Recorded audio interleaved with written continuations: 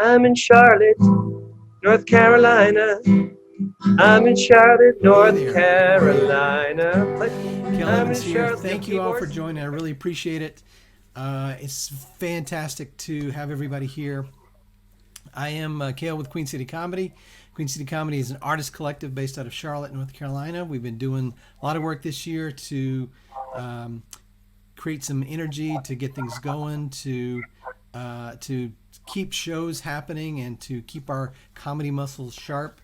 We reached out to our good friend Kevin McDonald, who we'd heard that the Kids in the Hall Amazon show was on pause. So we said, would you be willing to do some stuff with us? You can sit in Winnipeg, and we'll bring people from all over the U.S. and the globe to do some stuff with you. He said yes. And we did some workshops, and we brought together this group of people to put together some sketches. They've been meeting each week in a writer's room, and Kevin has been guiding them on how to create this sketch, to revise it, to create the characters, and then finally to put it all together. And we're very excited to have tonight a staged reading of these sketches, which have never been seen before, plus some other cool, fun stuff from Kevin. So I'm going to ask our good friend Kevin McDonald, please come out and say hello to the good people from all over. Hello to good people from all over. Hello, Kale. Hello, Kevin. Bye, Kale. Hi, I'm Kevin McDonald. I'm the weakest kid in the hall. You're gonna see sketches from my new comedy troupe. They're called we couldn't think of a better name, but I think it's good. My new troupe will be called I won't be allowed in any of the sketches. Apparently I'm too old, and I stopped being funny in the fall of 2007. Something hit my head. I walked under a construction site, and I like to walk under construction sites. Something hit my head, and I stopped being funny. I got a letter from the Queen. She said, stop doing comedy. I'm going to keep doing comedy. It just won't be comedy. So anyway, is coming up. I'm sorry that I look crazy. My hair is crazy. It's gray and long, and I'm living in a city where there's a lockdown, and my barber is a coward. And he refuses to do my hair. He's adhering to the rules. My barber, the coward, loves the rules, loves his rules, loves the rules, loves the mayor who makes the rules. Who loves the mayor? Who would love the mayor? Even a mayor I agree with. You gotta hate the mayor. That's your job. My barber's my barber's no Marlon Brando, no rebel on his motorbike. Going to work. My barber. Hello, I'm the barber. Hi, Mr. Mayor. This is the barber. Yes, I'm a coward. Yes, Kevin McDonald's miming a phone. I don't know why he thinks this is. Yes. Oh yes, I'm adhering to the rules. I'm adhering to the rules. Listen, Kevin McDonald is one of the 9 minor celebrities we have in this city, and he's the only one that looks awful. Should I cut and color his hair, Mr. Mayor? No, of course not. No, I was only kidding. I'm a coward. I love the rules. I love the rules. I love the rules. I love you, Mr. Mayor. I love you. Could you bring your ass closer to my lips? So with that, I'm going to do a song. Now, traditionally, I would do a comedy song. I'm only doing the song because it's new. It's not quite a pop song, and it's not quite a comedy song, but I like the chord changes. I think F to C is a wild chord change. Like, that's wild. I came up with that one. So here it is. And then you'll see my new troupe, Okay, here we go.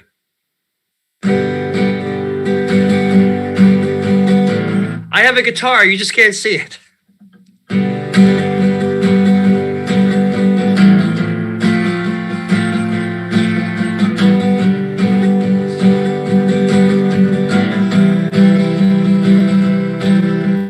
They say the party was Fellini-esque, 'cause everybody there looked strange and haunted, and it almost seemed in black and white to me a hellish heaven. See, I hear the band that played was Beatle-esque, 'cause of their mid-eights and harmonies. They dressed like Sergeant Pepper, and ended every song G6 or G7. One time I'd like to hear a compliment out loud that was Kevin-esque. That was Kevin-esque. G. C. We're only a ninth of the way through. They say the movie was Altman-esque, 'cause everybody talked at the same time. The acting seemed so real, and at the end, someone surprising died. See, the comedian was Python-esque because of his sense of the absurd. Some bits end in the middle, some bits just never end. I laughed and cried. One time I'd like to hear a compliment out loud. That was Kevin-esque. That was Kevin-esque. Hey man, the thing you're doing now, don't you think it's kinda Kevin-esque? Rather Kevin-esque. You should all be more like me. The way I brush my hair, the way I drink my tea, the way I sing,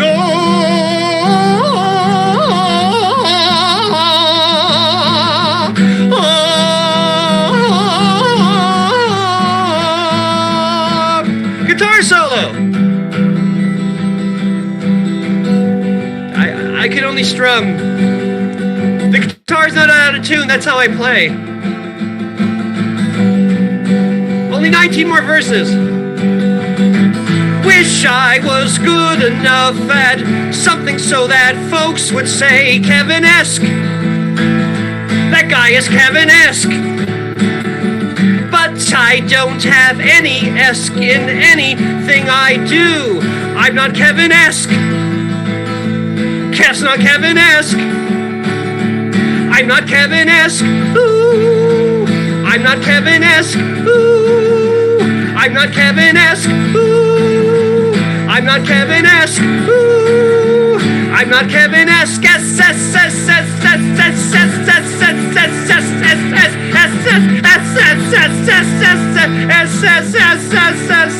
I'm not Kevin-esque.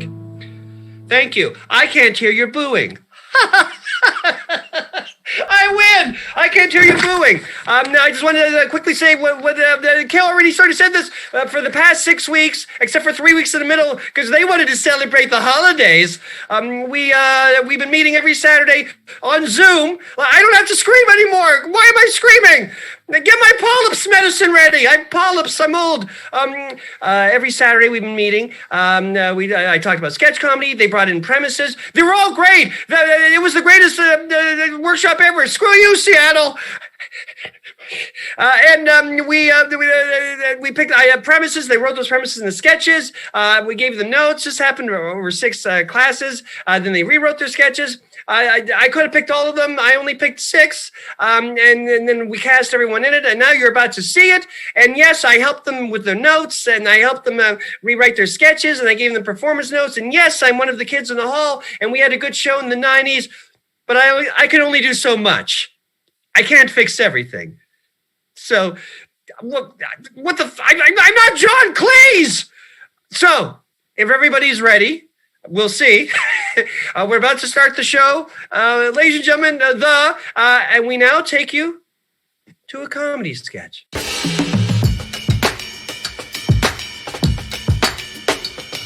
Open on interior television studio day. The full audience sits on bleachers. On stage, there's a table with 3 chairs and a wooden box. There's a kitchen stage right. Welcome to the Outlook. Please remember, don't make any sudden movements and have a great time. The audience begins to clap.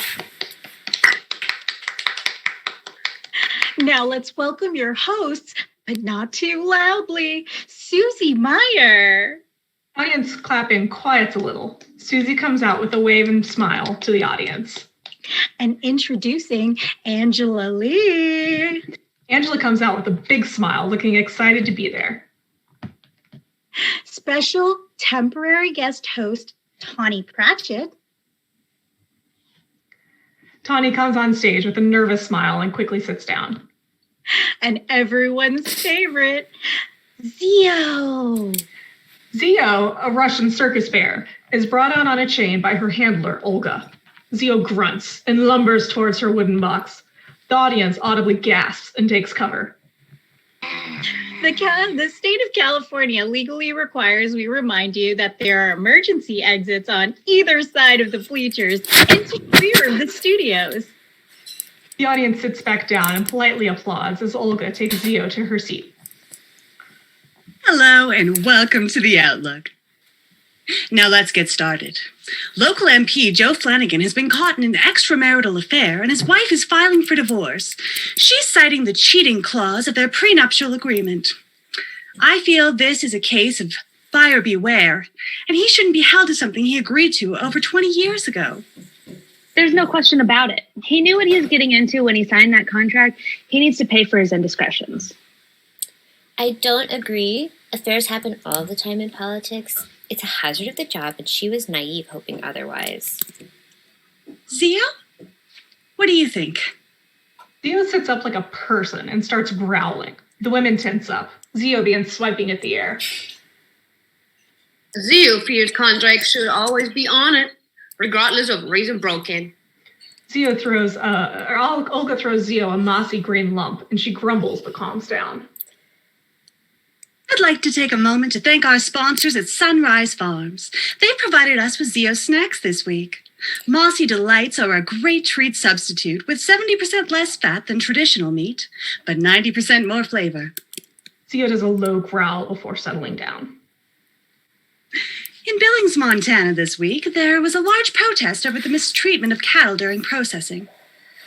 Frankly, I don't think it's realistic to give every cow a massage before they're sent to the shredder. No one's demanding spa treatments for these animals, just the right for them to roam in an open field before they're slaughtered. If you give them open fields, where does it stop? Why does my hamburger need sunshine and fresh air? Ugh. Zio begins growling, more angry than before. Olga pulls out 2 mossy lumps to calm her. The women lean as far away from Zio as possible. Zio paces in circles before quieting. Zio feels all animals have a right to comfortably existence even if they're destined to be food.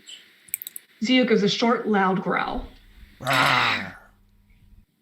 Especially if they're destined to be food. Moving right along, E.T. has named Tony Shalhoub the sexiest man in America. Do you all agree? I think he'd be an excellent listener. He seems like he would hold you in his arms and make the world melt away. I hate to agree, but Tony would love you in the evening and make you eggs in the morning. Zio, what do you think? The women brace themselves as Zio gets on her hind legs and throws her head back. She makes a small bear sound, then sits and moves her head gently from side to side.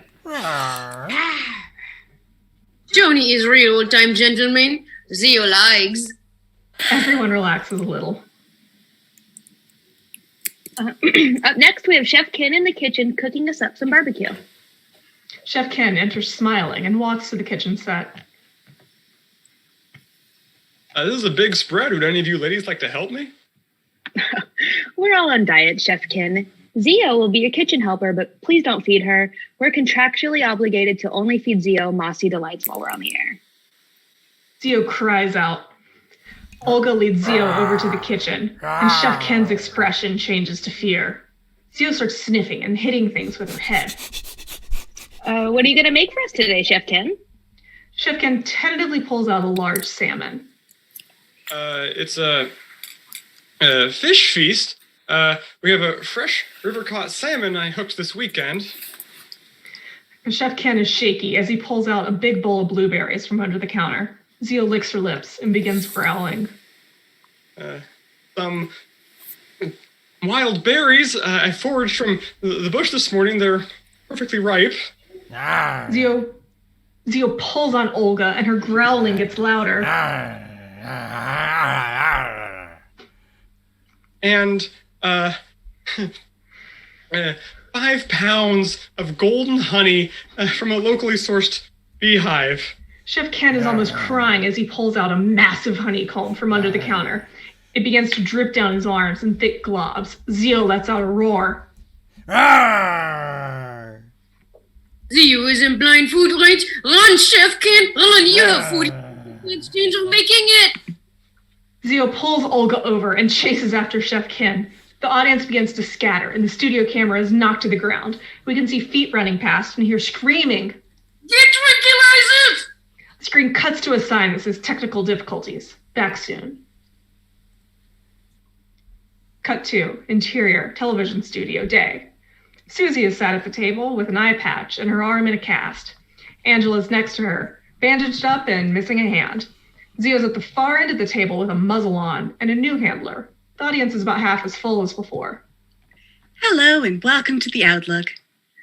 Tawny Pratchett will sadly not be joining us today. In related news, The Outlook is looking for a new host. If you're a woman of the world and love animals, we could be looking for you. Zio stirs a little, and both women flinch. Scene.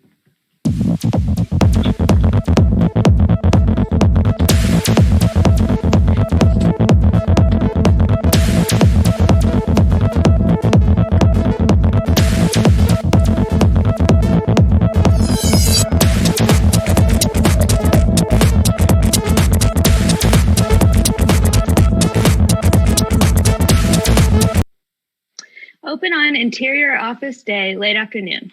A person in an emergency responder uniform sits behind a desk reading a magazine. The phone rings and they answer it. Hello, search or rescue. Cut to exterior life raft. A person, Jones, wearing a life vest, sits in the life raft using an emergency satellite phone. I'm lost at sea. You have to help me. Cut to split screen. All right, sir or ma'am, try and stay calm. What exactly is the nature of your emergency? I'm shipwrecked, adrift, at Neptune's mercy. How perilous. I'm the only one who made it to the life raft. I watched my spouse get swept overboard, followed by my son, my grandmother, my other grandmother, and my Uncle Basil. That sounds like everyone you ever loved. Calling search or rescue was definitely the right thing to do. I need someone to immediately come and help me. I'm no meteorologist, but those clouds look like trouble. I'm happy to help. I just need to know if you want search or rescue. Yes, I'm in a life raft with a storm on the horizon. I need you to find me and come and get me. Which do you want, search or rescue? Yes, search and rescue. Search or rescue? Yes, search and rescue. Oh, you want search and rescue. I'm sorry, sir or ma'am, but this is search or rescue. Cut to a sign on the wall saying search or rescue. The or is underlined 3 times. Search and rescue is 2 things. It's very expensive. We don't do that. That's crazy. I need search and rescue. Well, I'm sorry, but we're not trained for both. You can only choose one. Fine. Oh, I can't believe this. If I choose rescue, I can be safe at home with an electric blanket, but if I choose search, it'll become a news story and everyone will know I can't sail. What's it gonna be? There are other people in emergencies trying to call in. Oh, but if I choose rescue, this will all be like a bad dream. But if I choose search, I'll get kicked out of the yacht club. Time's up. Rescue. I'll take rescue. Uncle Basil's a strong swimmer. Very good. Where are you? I don't know. I'm shipwrecked adrift at Neptune's mercy. Well, I can't send out a rescue party if I don't know where they're going, can I? That's irresponsible. Never mind. I changed my mind. Send out a search party. search. All right, got it. I'll dispatch a helicopter right away. Thank you. It'll fly out on a grid pattern until it finds you, return to base, and then I'll let you know where you are. With any luck, it'll only take about 3 hours. 3 hours? Those clouds are bigger, darker, and more troubling. I can go on a break and give you time to decide. No, sorry. You know what? The stars are starting to come out, and while I'm no astronomer, I think I can figure out my approximate coordinates. Way to lift yourself up by your bootstraps. Oh, I'm at, 25 degrees north, 71 degrees west. All right, sit tight. Help is on the way. Oh, thank you, Neptune speed. Both hang up phones. Cloud sprays screen to just Jones. Oh, I did it! I'm saved! I felt the icy caress of death and I shook it off! Fate reached out and I beat it back! I'm indomitable! I will live to see another day! Mr. and Mrs. Jones was never seen again, nor were Rescue Crew 238. I'm lost too. Help! And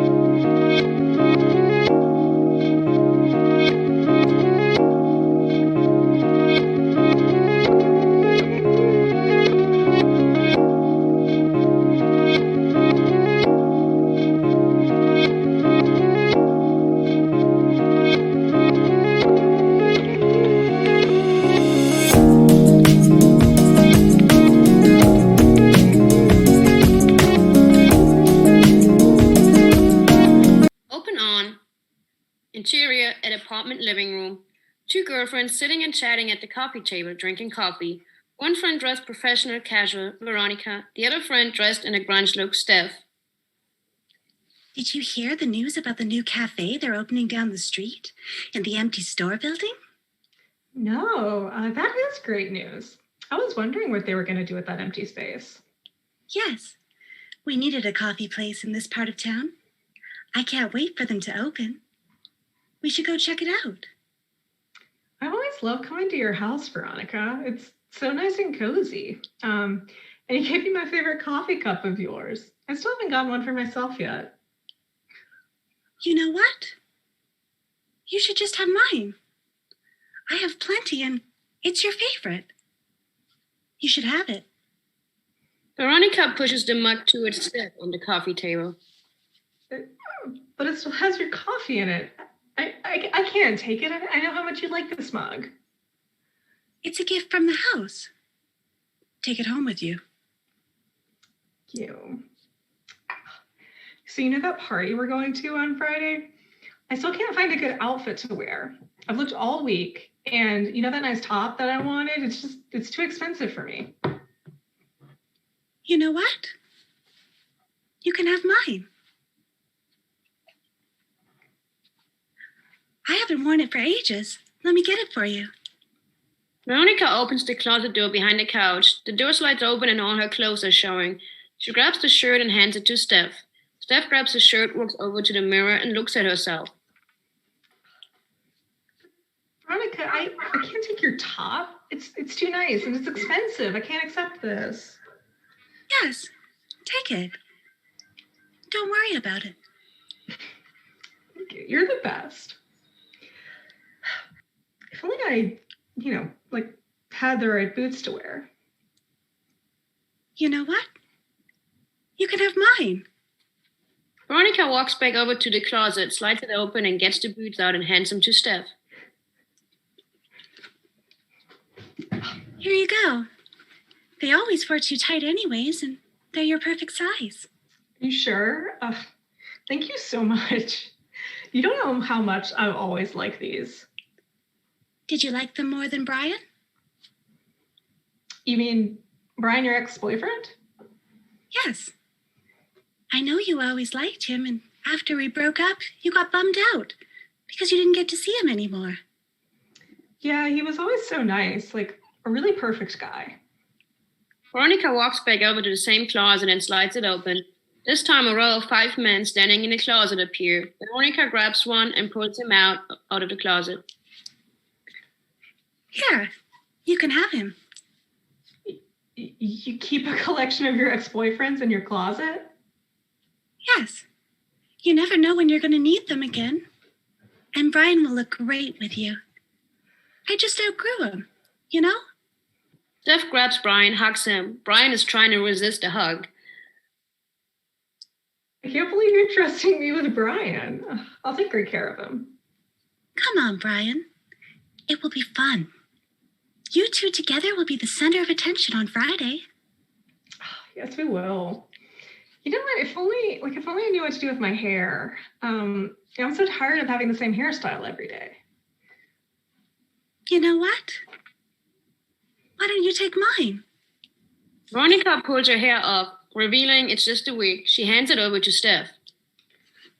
Oh my God, you were wearing a wig the whole time?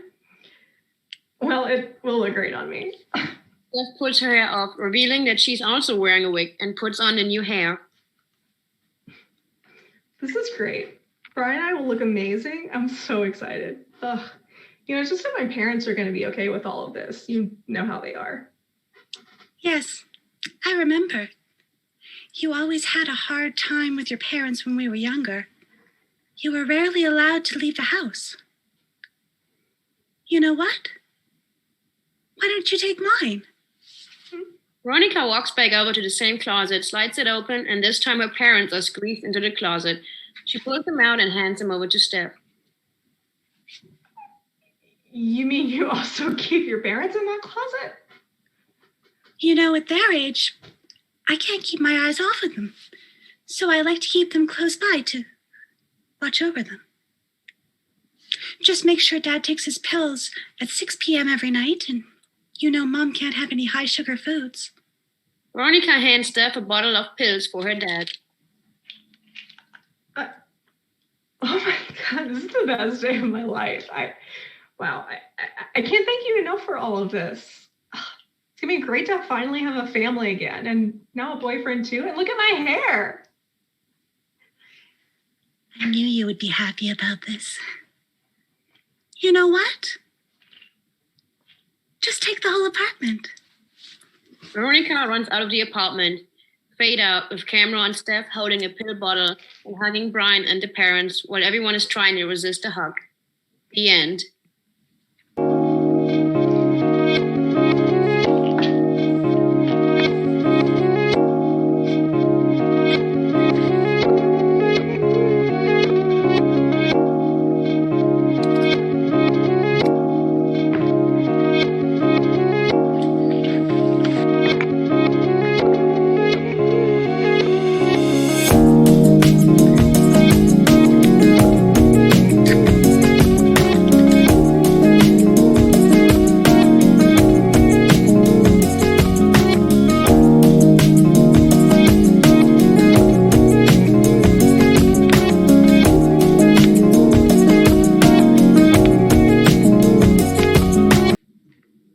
Exterior, house, night.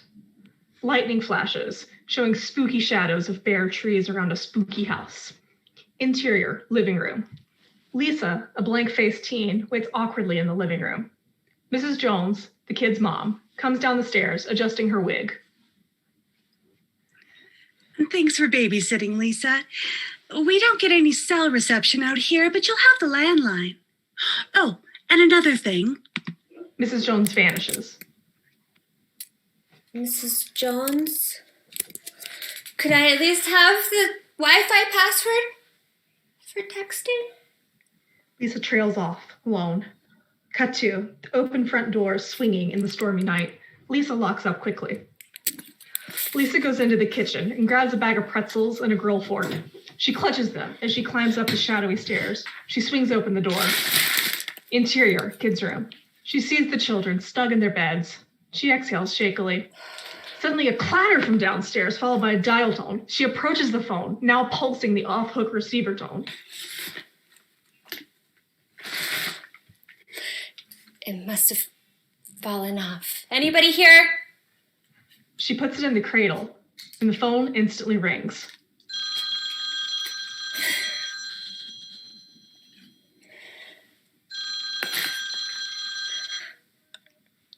Hi. Lisa slams down the phone. It rings again. She lets it ring. Don't overreact, Lisa. It's just a phone call. She lifts the receiver. Jones residence.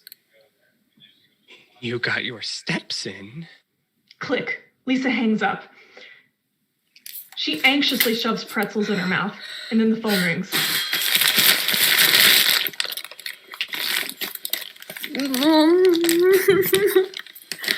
Hello? You know you're not supposed to be eating gluten. Lisa looks with alarm at the bag of pretzels she's clutching. She squeals, slams down the phone, and quickly dials star 69. This feature cannot be used with the number. Lisa fumbles with the phone and finally gets it back in its cradle. A low growl sounds from behind the door. Lisa peeks through the crack and sees the family dog in the shadows. Oh, hey, girl. The dog gets up on its hind legs to sniff at Lisa's butt and resumes growling. What is it, girl? What's wrong? The phone rings. Lisa stares in terror at the phone. The dog stares in terror at Lisa's butt. Lisa snatches up the phone.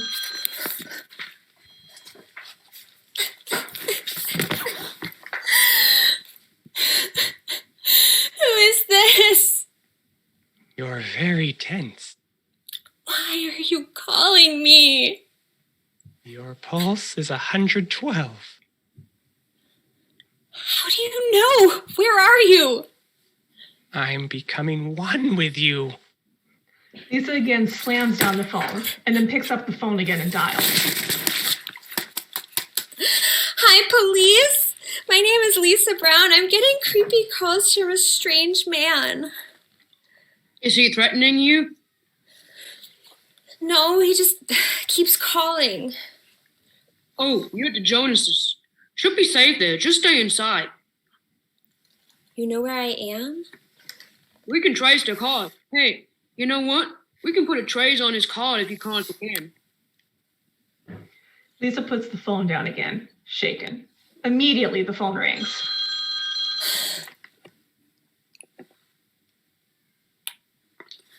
You called the police? Lisa, hand over her mouth, stifles a scream. How did you know that?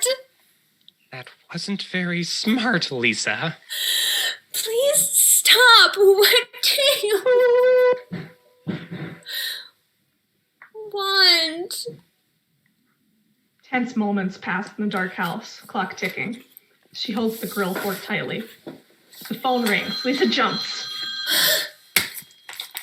Stop calling me, you creep. Lisa, it's the police. Well, it's been not the first time I've been called a creep. We traced the call. The call is coming from inside your butt. You hear me? The call is coming from inside your butt. I'm coming now. I'm going to pass you to an investigator. Lisa turns and looks in disbelief at her behind. The dog whimpers. A tough investigator picks up the other line. Lisa, But we need to figure out how long the intruder has been there.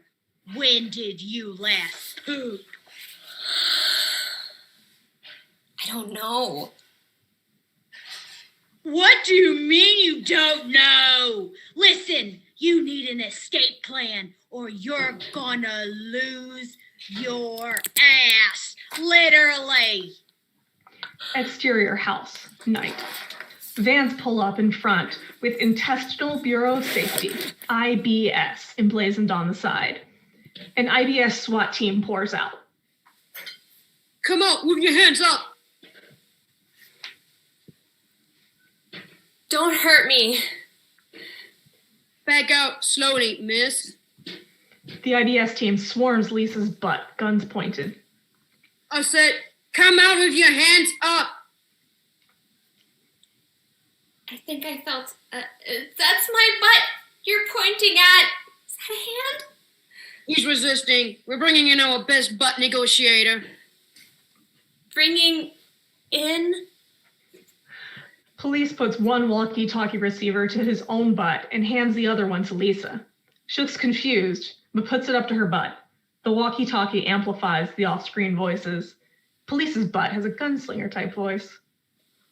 Just try to get me out. I'll blow this shit sky high if you do. Lisa looks shocked that it's real.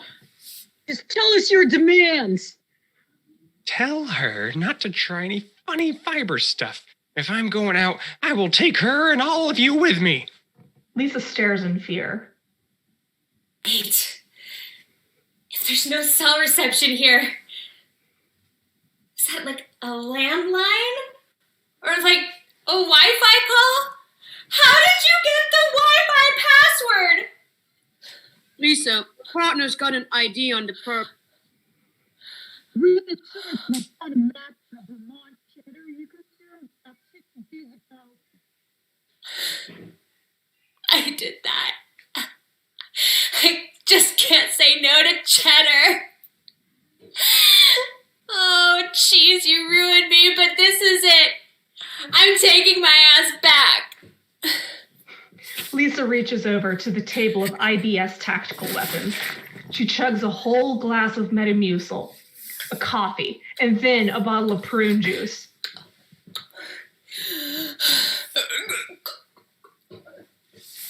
This ends now. No! Massive explosion. High-pitched ear ringing. Cut to close-up on Lisa's ash-streaked post-explosion face, surrounded by her post-explosion hair. I wonder if they have any cheese in the fridge.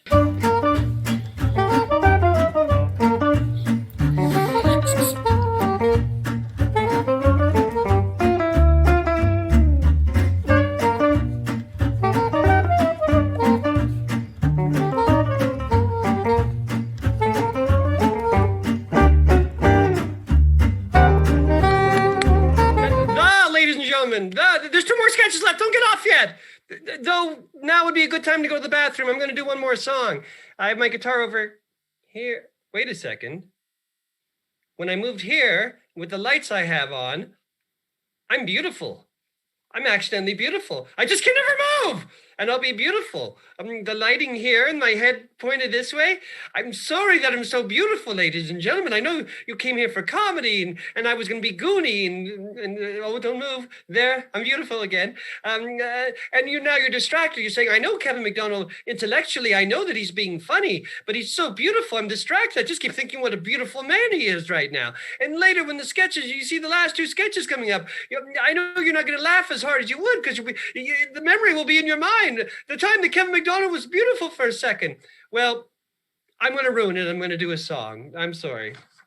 There. I'm bad looking again. Thank you very much. Here. Yes, I write songs. You can't stop me. People have tried. Please try to arrest me. They couldn't. There was no law against it. All you need to know is a few chords. And my friends say, Kevin, you write songs. Why don't you write songs about or for children? Because they all have children. I don't. And so I said, yeah, that's a good idea. And, you know, everyone writes songs about kids. They write a song about kids. They write a song about their mom. But no one has the guts to write a song about their dad, especially me who had a bad dad. So I'm going to write a song. I hope the kids are there. Let the kids on for this one. This is good. This is a song about dads. Wrong chord. Oh, I'm beautiful again. No.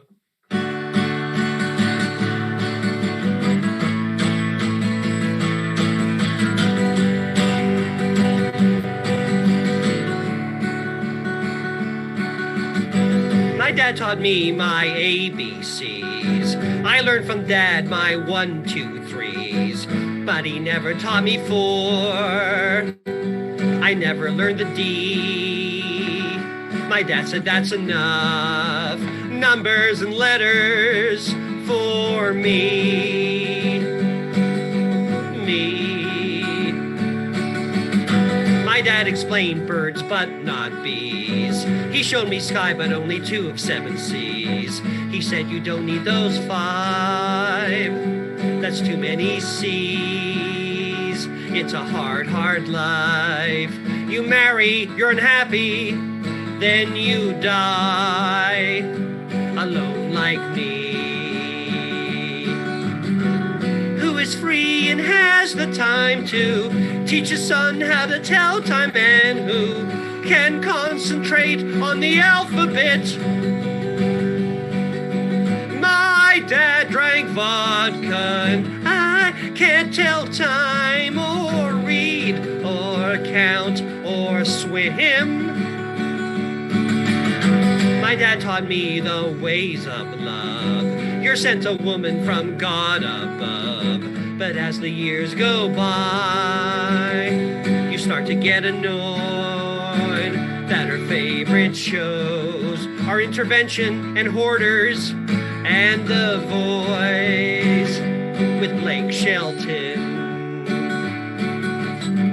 Anything you want to tell me, Dad, about the life ahead of me, even just how to drive a car.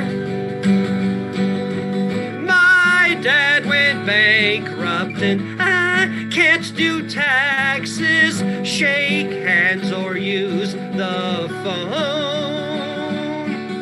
And I would curse you, but it's much worse to live a half-life of regrets. If I could reach you, well, I would teach you. You haven't taught me anything yet. Be a better dad, even though you're dead.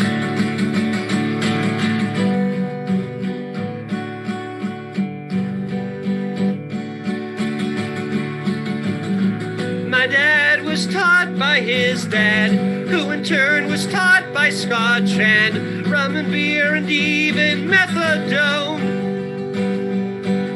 And my dad drank vodka and I can't tell time or dream or sleep or love. Now, I know there's children listening to this. They're sneaking on their tablets, on their CB radios. I don't know what you whiz kids call your things. So I want every kid, and the adults too. Adults too, I want you to sing along with me. All you have to do is sing this phrase. My dad drank vodka, and you got to sing it twice. Okay, kids? Okay, parents, ready? 1, 2, 1, 2, 3, 4. My dad drank vodka. My dad drank vodka, and now I do as well. I missed the strings.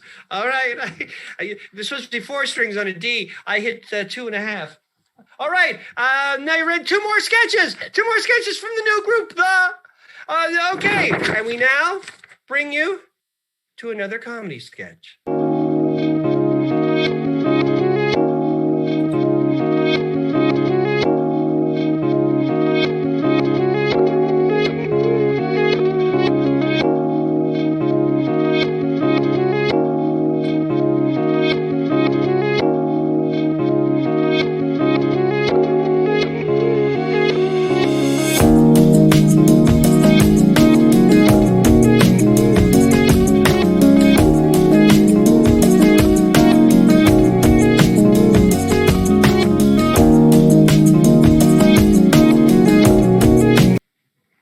Open on the break area at a construction site. 3 men in construction gear are seated, eating the last of their sandwiches. Did you see the game last night?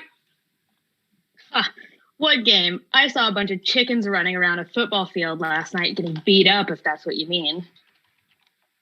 They need to they need to fire the whole team. Just kick them out, start over again, fresh. Anyways, I could barely keep my eyes open last night. I was so tired. Can't believe how many hours we're working. Boss said it's another overtime week. The wife is going to kill me. This is the toughest job I've done in a long time. I can't believe the electrician didn't show. The boss is going to be furious. This throws off the whole project. You know, if this job doesn't go, he's out. We see an even taller, burlier man walk up to the group. All right. Get back to work, everybody. I'm not paying you to complain. Oh, good. Here's Fred with our delivery. Took him long enough. Cut to the guy directing the backup. Beep, beep, beep, beep, beep, beep. Okay, keep coming. You're good. Plenty of space. Keep coming. Stop! Stop! Oh my God, stop! There's a small crash. Stevenson finishes his lunch and walks over to help. He hasn't put on his hard hat yet. The foreman storms over. Stevenson, what did I say? Where's your hard hat? Oh, come on, boss. We're just building a dollhouse. I don't think anything can happen. Pan out to the entire site. 8 men are crouched elbow to elbow, all working on a 3-foot-tall dollhouse. The guy working on landscaping has his butt up in the air. Stevenson, damn it!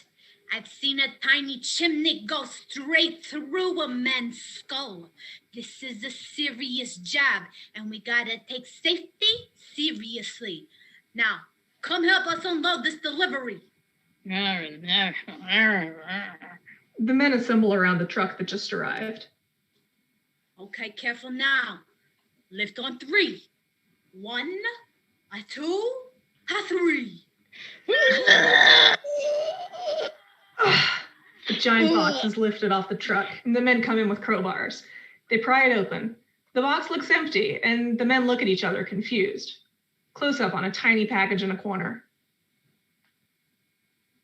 Finally, what a beauty she is. An antique clawfoot bathtub. Genuine porcelain, gold plating on the feet. This was a gift to Queen Victoria's children from the Dutch Dollmakers Guild. What craftsmanship! They don't make them like this anymore, boys. Now come on, we've got to get the crane out of here and install this through the upstairs bay window. Cut to Johnson and Stevenson tying the bathtub to a crane about 4 feet tall. The foreman's phone rings on his belt holster. Yeah? Well, if it isn't Benji, the delayed electrician, you gotta get down here now. Supplies? What do you mean you didn't order enough supplies? There can't be more than 2 feet of wiring in this whole thing. Cut to Johnson and Stevenson installing railing on a tiny balcony. Johnson holds the beams in place with 2 fingers, while Stevenson works a nail gun about the size of a paperclip. Cut to the grounds of the house, where a man is working on landscaping. He rolls a wheelbarrow the size of a teacup, full of tiny stone pavers. A tiny concrete mixer, the size of a shot glass, roars loudly nearby, giving off a steady stream of dark gray smoke. He uses a tiny trowel to spread concrete and tweezers to place the pavers. Pan out to the whole block. We're in a bustling downtown. Plywood walls surround the empty lot, sandwiched between a CVS and a brick office building. A pedestrian peers into a plastic window in the plywood, sees the 8 men huddled together in the center of the lot and the foreman standing on the phone. He does a double take, looks confused, shakes his head, and walks on. We see the electrician's truck pull into the lot. Okay, everyone, wrap it up. Electrician's here. We've got to have everyone 4 feet back when he throws the power on. Everyone starts packing up their tiny tools. The supports aren't set yet. We really should be holding them up while the glue dries.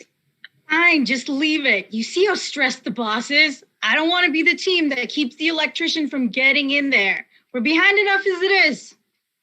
All 8 workers and the foreman step back. 2 of them pick up a set of architectural drawings, the exact same size as the house. All right, got everyone cleared out? Foreman, you got permits from the city? Okay, let's switch around and see what we got. He steps over to a transformer box that's bigger than the entire dollhouse. He flips a switch, and tiny twinkling lights come on throughout the house. Great job, Benji.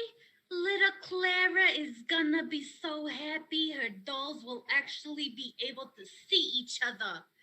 This really brings the whole thing together. All right, everyone, let's get back to it. Johnson and Stevenson get back to work on the balcony. Stevenson's sitting with his legs out in front of him. We hear the delivery truck backfire. Johnson startles and drops the tiny nail gun onto the balcony. Crash! The unsupported balcony falls off the dollhouse, landing on Stevenson's outstretched leg. Yeah! My leg! Get it off! Get it off! Everyone back up. Give him some room. Oh, God, it's bad. Call an ambulance. Close up on Stevenson's leg, crushed beneath a fallen balcony that's about the size of a paperback novel. Stevenson, just stay with me, man. Keep calm. We've got help on the way. I can't lose my leg, man.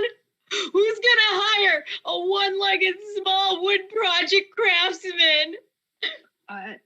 I'm sure you could still get work at the shop, right? Do you need 2 legs to carve tiny balcony railings?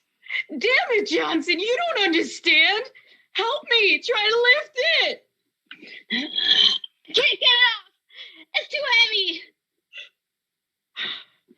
Where's that ambulance? Damn it, we're losing him. I can't lose another one. When will they understand there are no small construction accidents, only small construction projects?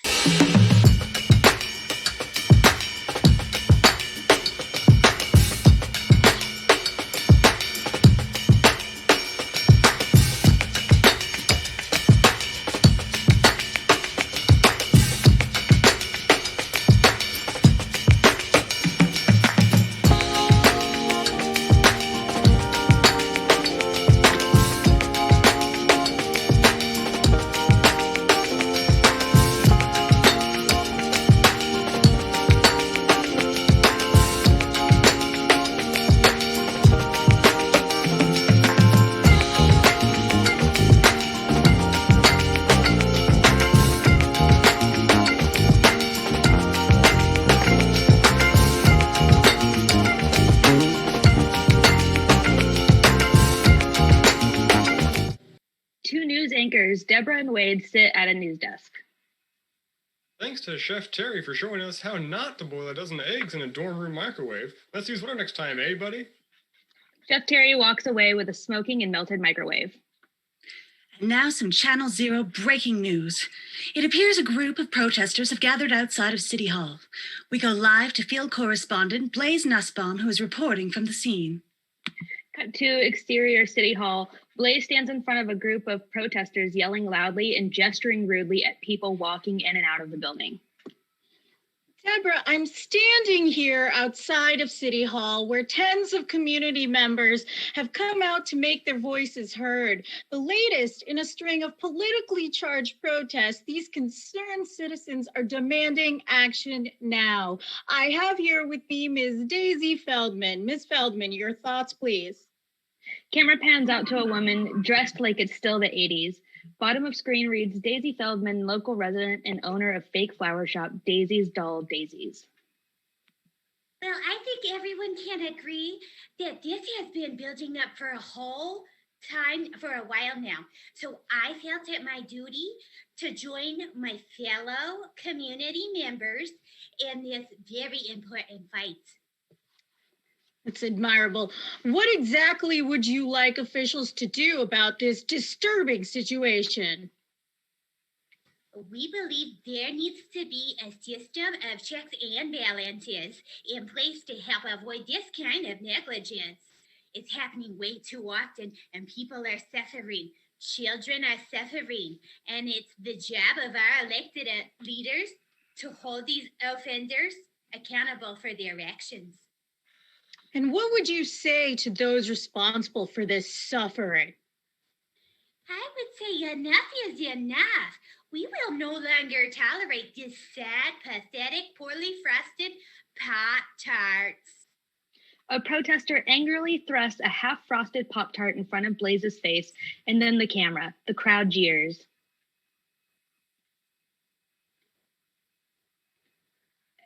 We deserve better than this, and it is our God-given right to have fully frosted breakfast treats. Yeah, thank you, Ms. Feldman. And I speak for all of us here at Channel Zero when I say we truly admire the bravery being displayed by you and these frosting freedom fighters today. Blaze is surrounded by protesters chanting, "I don't know what I've been told, sloppy tarts are getting old," waving signs that read, "Our founding fathers fought for fully frosted." There you have There you have it, folks. Winter is coming, and the people are calling for a heavier layer of frost this year. Back to you, Deborah and Wade. Cut back to Interior News Desk. Thank you, Blaze. Channel Zero has obtained an official statement from Pop-Tarts in response to the ongoing unrest. It reads, "We here at Tart Quarters fully respect the rights of these individuals to express their grievances. We promised a high frosting to tart ratio, and we aim to provide that with every treat. Unfortunately, it seems we've fallen short. For this, we offer our sincere apologies, especially for those who have been directly affected, and we endeavor to do better going forward. Pop-Tarts always has been, and always will be, a frosting first family." And now, more breaking news as we go back to Blaze at City Hall. Cut back to Exterior City Hall. Blaze stands with a young man who looks annoyed. Yes, Deborah, I have here with me John Daughtry, intern for Representative Tom Wieners. Thank you for speaking to us, Mr. Daughtry.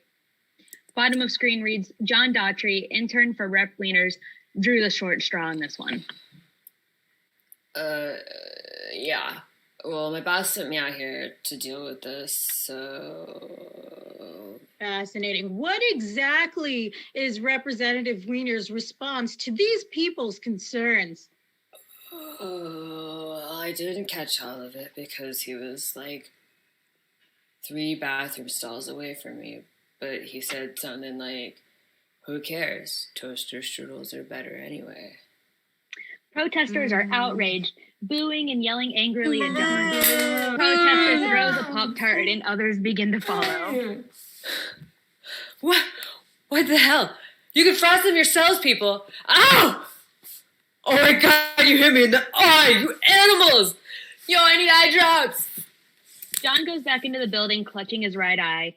Camera pans between Blaze, angry crowd, and crushed Pop-Tarts on the ground. Blaze struggles to speak over the chaos. Deborah, it seems the situation here is quickly escalating. Oh, wait, it looks like police have arrived. Police officers arrive and start pushing people back, yelling over bullhorn, "Please disperse immediately. You are disturbing the peace with this Pop-Tarts malarkey." Crowd grows violent and starts throwing full boxes of Pop-Tarts. Oh, good Lord. They're bringing out the fire hose. Get back! Get back! Officers turn on fire hose, start spraying protesters. They struggle to stand and yell, "We will not be silenced," and, "Oh God, my Pop-Tarts, they're wet. My tarts are all wet." Camera suddenly cut back to Interior News Desk. It seems we've just lost contact with Blaze. We'll try to get him back. Oh. This just in, some sad news. Channel Zero mourns the loss of beloved field correspondent Blaze Nussbaum. Cause of death, a wet box of Pop-Tarts to the head. Yes, we will miss him greatly.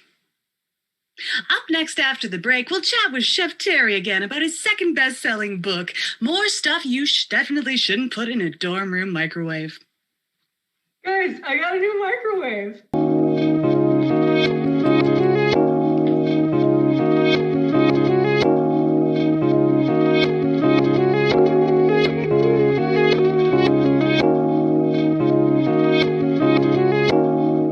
Is there music over me? Can people hear me?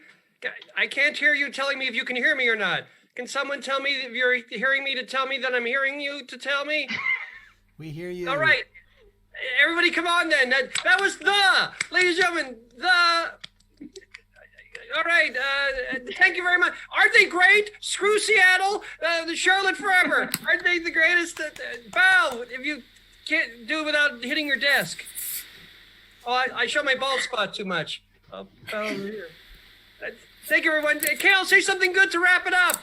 We love Kevin McDonald. Yeah! Everyone but me loves Kevin McDonald.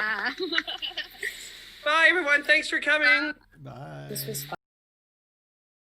I'm in Charlotte, North Carolina. I'm in Charlotte, North Carolina. I'm in Charlotte. You have keyboards? North Carolina. I'm in Charlotte, North Carolina. One more time. I'm in Charlotte. Ooh. Oh, I'll do that one more time. That sounded good. I'm in Charlotte. Ooh.